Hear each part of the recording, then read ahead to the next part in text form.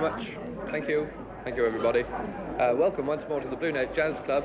We've just played a number called Wolverine Blues, and we're going to carry on with one of our own arrangements, Turkish Delight.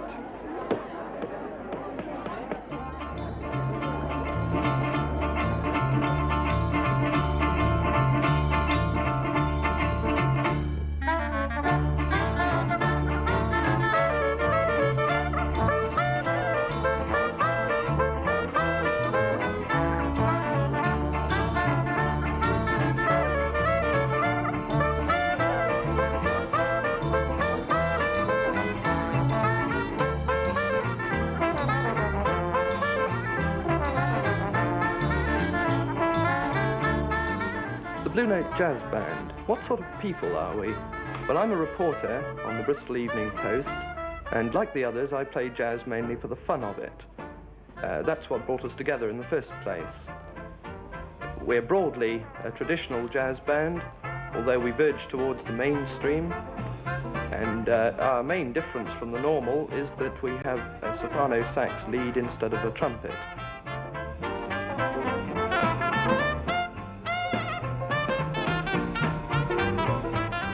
Me, I'm the daddy of the band, 27 years old, married, with one child and another on the way.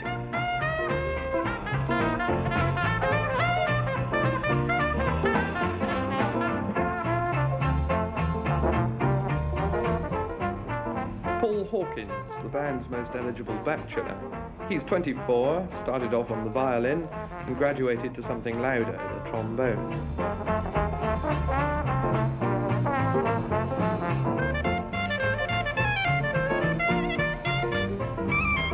Dave Chalice is the babe of the band at 23.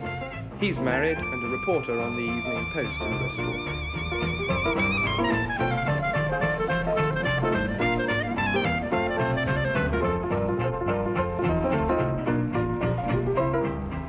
John Hooper, he's 24 years old, founder member of the Blue Notes, and works as an aerodynamics engineer.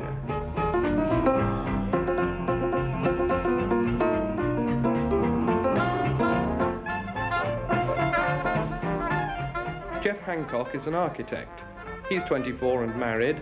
He likes car racing and shares his flat with his wife and double bass.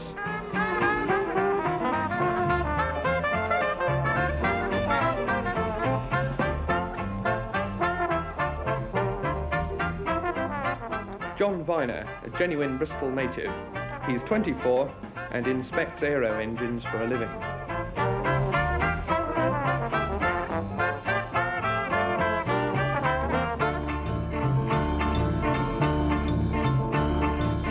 Chris Martin, nicknamed Krusty.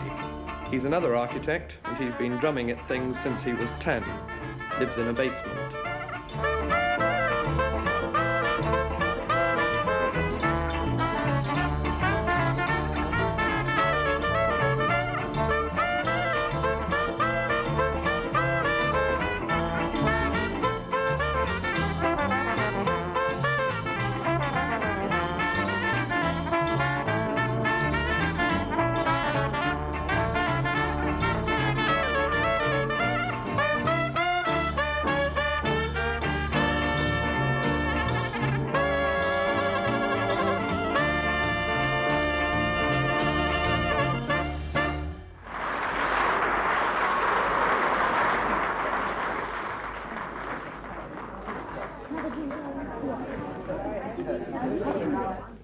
Well, about 5 years ago, the Blue Notes came to me, and I didn't know them then as Blue Notes Band. A couple of laddies came in the bar and asked me if they could hire my room for a band, jazz band. At that particular time, jazz bands weren't in very great favor, and I wasn't terribly keen. On the other hand, they seemed quite decent types of lads. So they talked me around to it until eventually I said, well, I'll try it for a month.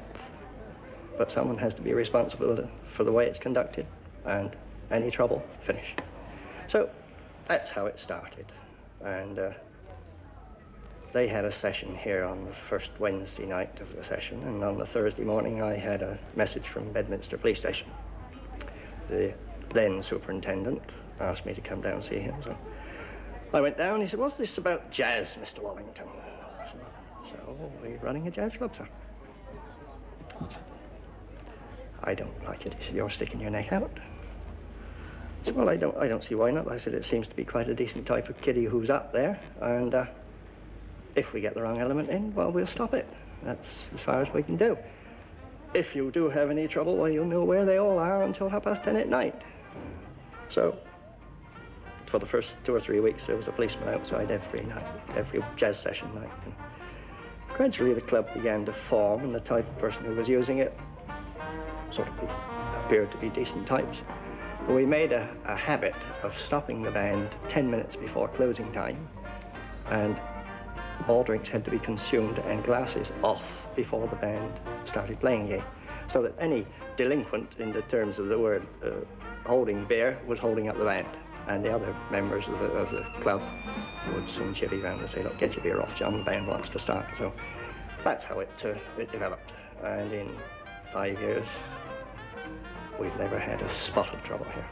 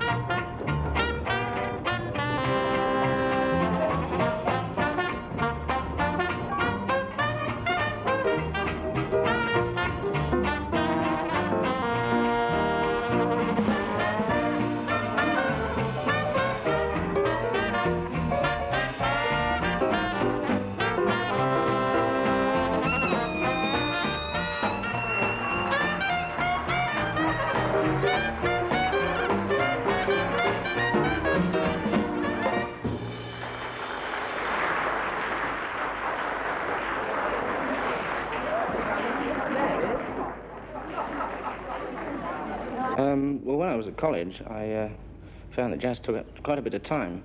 And, of course, training to be an architect, I had to fit in the work as well as the jazz. So, as I had to keep Wednesdays free for club night, I used to do work on Tuesday night to make up for Wednesday night. Well, I was going to college full-time during the week, 9 till 5 that was. And, of course, the people in the college knew I was playing jazz. And they didn't mind as long as I got the work, fitted the work in. This problem of mixing one's architecture with one's jazz faces most of us trained to be architects. And the time will come eventually, of course, when we'll have to choose between one's jazz and architecture. I think that most of us find after a concentrated jazz session or club night lasting 3 to 4 hours that when we get home, we find the last number still humming in our minds, and I often find that the heat is still with me even from the last number. I can't get to sleep sometimes. And to slow down, I like to have 20 laps on the model car racing. It may seem a silly thing, but I find it very relaxing to get away from jazz completely. Of course, it comes a bit expensive, and I find that I can't add to my drum kit while I'm trying to buy a new track and new cars. In fact, the band pay for the last month or two has gone towards my racing track and not towards my drum kit. I also find I have a lot of sudden friends when I've got the track laid out, and they come round at various times to push the button with me and try and beat me. But they've got a lot to learn yet. They can't beat the expert. Right, Chris, I'll take that up as a challenge. I'll be round your place at next week, and we'll have about 10 laps of the motorway. I think I find most of my relaxation actually at practice. But I never practice jazz as such. When I'm at home, I'll try to perfect a piece of more serious music, say from Weber or Mozart. And I find this increases my technical ability tremendously. If I practice at all on jazz, I should think it's purely mental. Quite often, in between working, I find that in the back of my head, a tune has been going over and over, and I might subconsciously even have been improvising to it. I notice this. I may have my hands in my jacket pocket and find that my fingers are working as, in fact, they would over a piece of improvisation on the clarinet. To me, jazz is perhaps the most exciting kind of music, and I think people imagine that my regular job as a philatelist, there's no excitement in that at all, but in actual fact the reverse is the case. There's always this element of treasure trove. You never know quite what you're going to find from one minute to the next. In fact, only a couple of weeks ago, I was looking through a box of juvenile stamps, and I found in there a stamp which was catalogued at over £100. I think in my case, the hobby forms a perfect foil for the everyday job.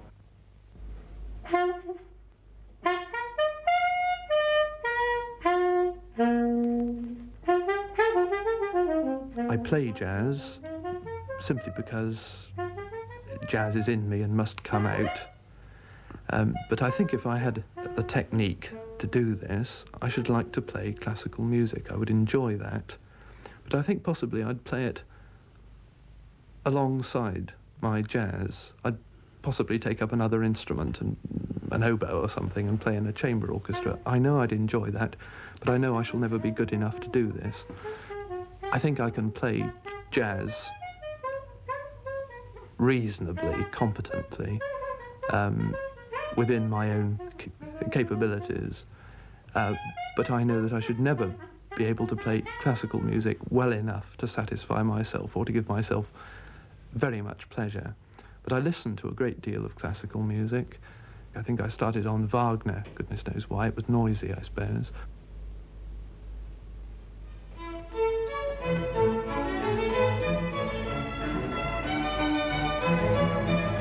I love choral music, and I love Bach's choral music, and to me this is the greatest music in the world.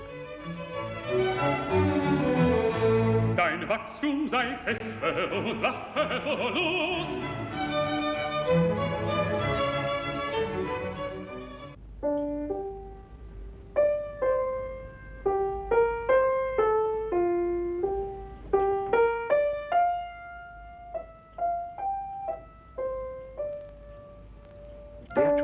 a number comes quite sort of spontaneously, either by listening to records of all varieties, such as musical shows and classical music. Quite a number of the boys in the band are interested in all sorts of music, not just jazz. And quite by off chance, the idea sort of sparks. Once we've established the fact that a certain number would be a good number to work on, then one of us, in his own private time, would work out the chords.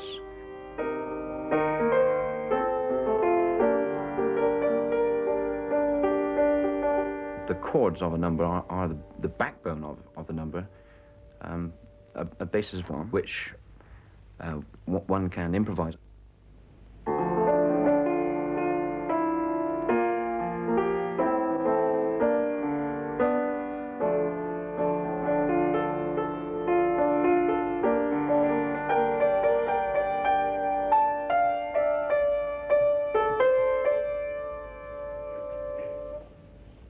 Once we've established the chords, we then try to work out a head arrangement, i.e. we try to harmonize the front line and work out the various parts either by writing it down on music or by writing it down in note form, you know, the actual names of the notes for those who can't read it. But in general, the boys can pick up the harmonies pretty well. Once we've established the harmonies, then we bring it along to rehearsal and issue out the parts. In the meantime, the rhythm section, they fool around with it. They have a bit of fun with it.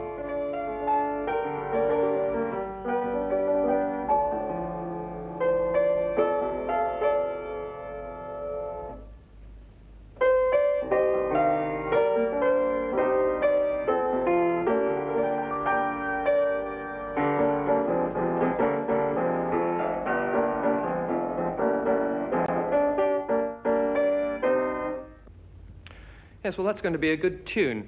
The way I see it's this. We want to give it plenty of punch.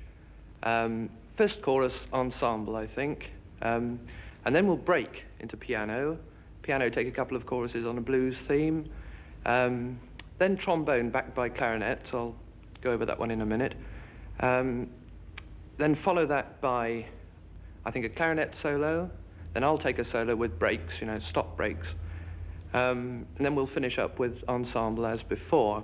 But I think the rhythm of the thing's important.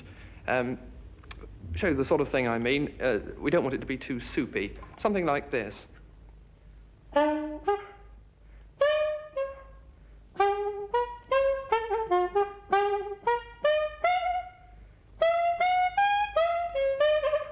You see, nice and sort of punchy. If you can echo that on the drums and so on, it'll be fine. First of all, I think we ought to run through these front-line harmonies. If we could do that, make sure Johnny hasn't made any boobs anywhere. Okay? Right.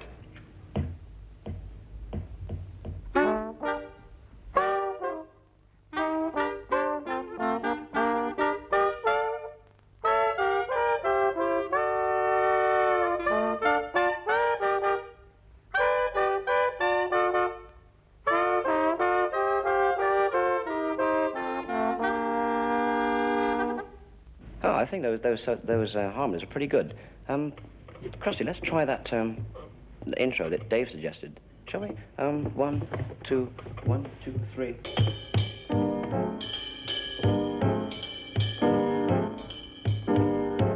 Yeah. Shall we try it all together, Rog?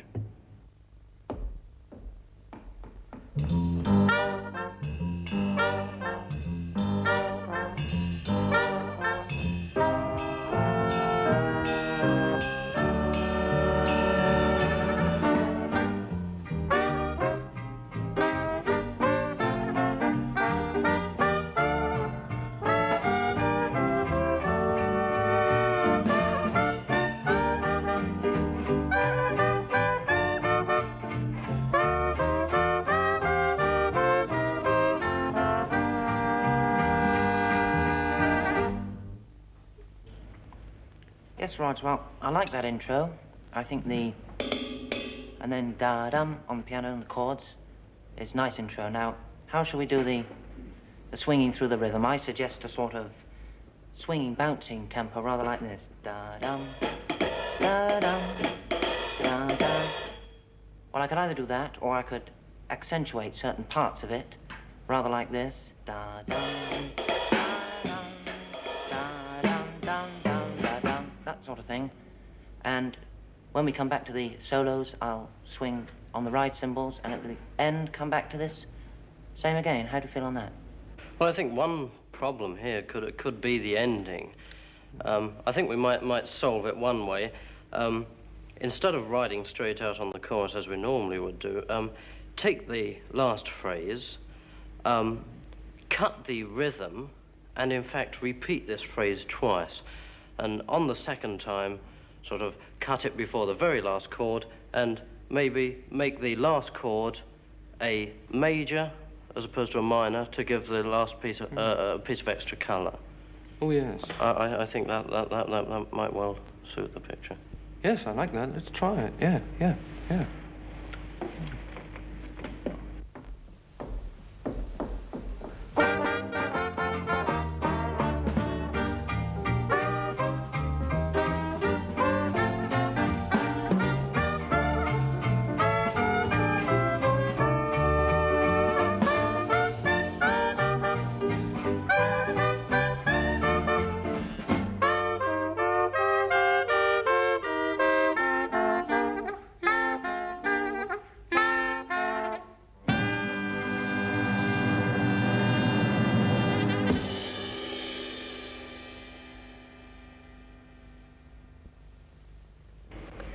Four of us in the band are married. I'm married to the bass player. We lead quite a gay life together. We get together and have hen parties when the men are playing away. And when we're down at the club, we meet all together at one little table, which we always reserve for ourselves. We never seem to get tired of listening to them playing. At least I haven't. I like jazz almost as much as David does. And I get almost as much fun out of it, and I thoroughly enjoy going with them on their various dates. And I feel that Rogers thoroughly enjoys his music and his work, and I just join in with it as well, because I'm interested in both things. And whenever I go to the jazz club to see him play, then I feel tremendously thrilled. Jazz is Dave's greatest interest. I think every man should have a very good interest or hobby. I think if anything big came up that made Dave give up jazz, he would give it up. But I certainly wouldn't make him. I certainly wouldn't ask him to give it up. I wouldn't dream of it. I would never ask John to stop playing in the jazz band because I think he enjoys it much too much. And to him, really, I think it's almost as important to him as his job, and I knew he wouldn't like to give it up. I don't feel that I take second place, and I just know that a man has his work and a hobby, and Roger's music is his hobby, but I don't think he'll grow out of it. And if he does, he'll be 70 by the time he does. I think he will grow out of it. I think it's obvious that one day he must stop playing in a traditional jazz band. But I don't think his interest in jazz will ever stop. But I think it will probably progress. No, I don't think John will ever grow out of this interest in jazz. Well, he's so keen on it, and I don't think he ever will. I've been to a lot of jazz clubs in London and here in Bristol, and I think the Ship has got one of the best atmospheres that I've ever been into.